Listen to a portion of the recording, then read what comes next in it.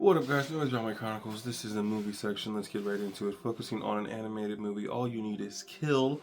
Me and my best friends went and saw it last night. It's a little-known movie, GKIDS production, which is kind of like a smaller animation studio, not too big. It's a adaptation of a manga that was made in 2004, so in the time of beautiful art style before we got to CGI and not drawn and beautiful characterizations.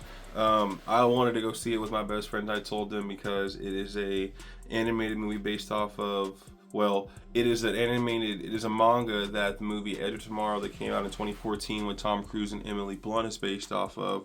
And it's also critically acclaimed, widely known across the world. So I wanted to see it. I love the idea of the time loop. I told my guys that personally, Mickey 17 came out last year with Robert Pattinson, where I thought the premise was going to be him dying multiple times and trying to figure out a new way to survive, but that wasn't that movie at all. It was actually a really bad movie, and it wasn't a good process of making the movie at all. It was more just Robert Pattinson being able to sell us on Robert Pattinson. So did not do good, but All You Need Is Kill was still really fun to watch. I did enjoy it. Only an hour and a half in theaters, so a very fast paced, to the point, trying to survive, trying to make it through battles with mimics is what they call them, which were looks like plant-like alien creatures, but every time that they die, the main characters, Rita and Keiji, they come back and they restart the day. Nobody else is aware. Nobody else feels the same thing happened to them.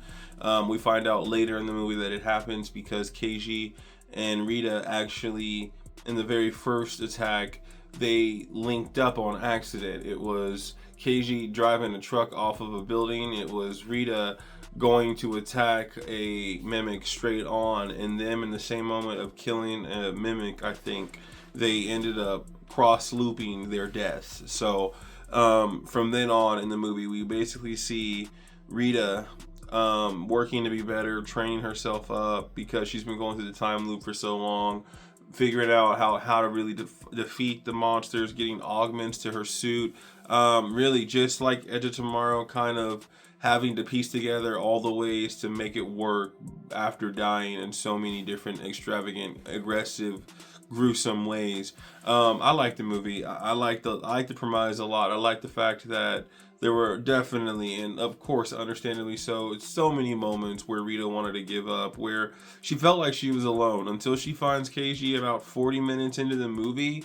30 minutes into the movie, she feels like she is alone. And I know that would be one of the shittiest feelings you could ever have, knowing that nobody else feels that you guys have lived this over and over and over, yet only you can feel this because of this digitized fucking alien invasion. It's such a crazy premise, and one that becomes even more crazy when she finds out that somebody's been living the same way as her and Keiji. Now, the interesting part for me, though, was that I was reading up on this original story before I recorded this video, because I just wanted to get my facts straight, my name straight of the monsters and stuff. And it said, actually, originally, the original manga is supposed to be Keiji's perspective, us watching him survive and him live through it for a while until he meets Rita and she teaches him how to be a badass. And so in this movie, it was essentially us getting Rita from the very get-go and then meeting Keiji later. So I think they flipped how they did the manga on its head for the movie, which I'm really excited about. It makes it a cool idea to think that they changed the premise somewhere in the middle. But I liked it a lot. I thought that it was really fun to watch Rita have to really work through frustrations, trials and tribulations to get to a better point, to be able to be successful and actually find a way to defeat these mimics, if you would.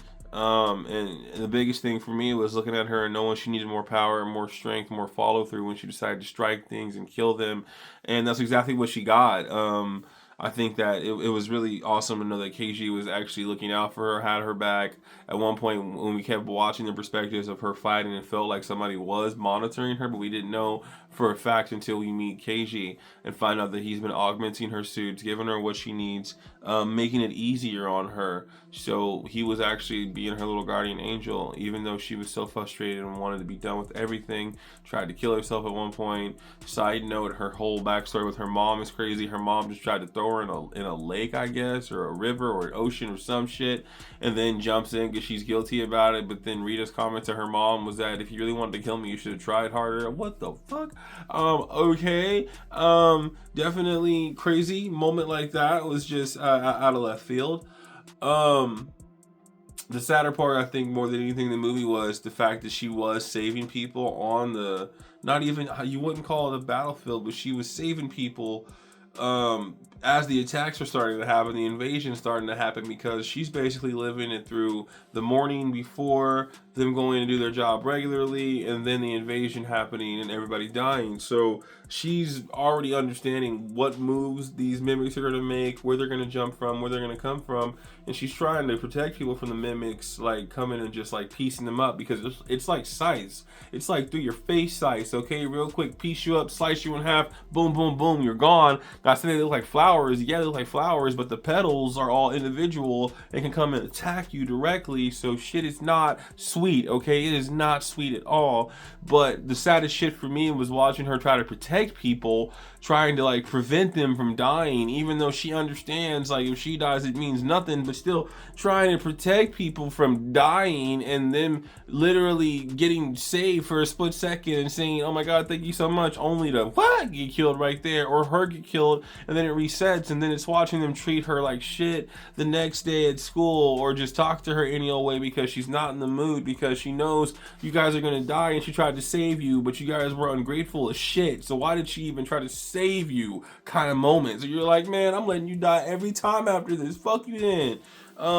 But again, the premise of dying so many times. At one point, the time jump goes from her having like I think a 24 on her hand to like everything going through the montage of her training herself up and everything, and then losing again, and then she wakes up, brights on her hand, and it goes from 24 to 92. And I said, damn, 92?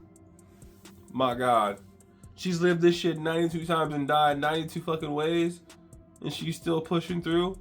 Yo, she's a fucking trooper for real. That girl is hardcore. Rita, you were badass.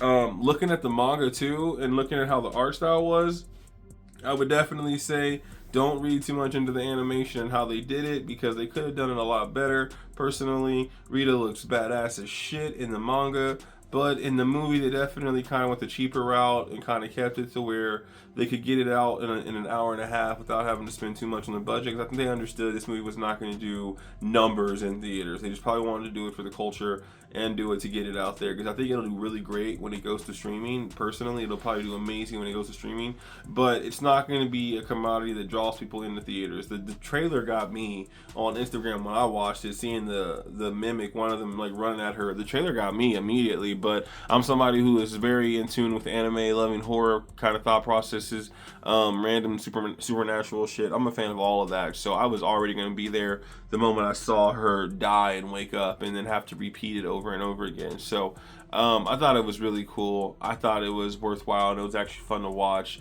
and I didn't regret going to see it with my guys. We went to the West Warren here in Wichita, Kansas, and it was dead as shit. I think it was us and one other person, so a total of 5 people in that theater, and it only had one showing for the subtitled with Japanese audio, so that should tell you that they understand that it's not going to do that well in theaters, but they don't probably think it needs to in order to be successful.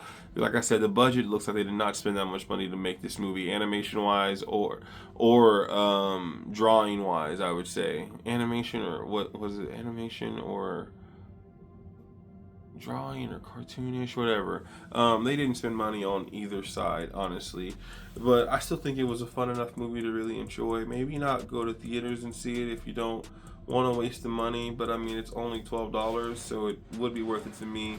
But if you guys want to wait for it to come on streaming, it'll probably be on streaming by the summer. So I think it'd be worth giving a chance to. I think it'd be really fun to go see in theaters or wait until it comes to streaming, because it'll rock your world either way. But it was definitely worth it. So go see that. Go see it. All you need is Kill. Watch it when you can. Go see it if you can. It'll be worth it for sure. But alright guys, this has been Midwest Brown Boy Chronicles. I'm your Midwest Brown Boy, Jalen Brownford. Like and subscribe, come back, hear me talk some more, hear my voice. Thank you so much for watching any of the videos that I've posted. I appreciate each and every one of you for giving any of them a chance. I love doing this. I'll keep doing it until I feel like I don't want to, which is no time soon. So you'll see me back, and I'll be back here some more. You guys have a good week. Peace and love always.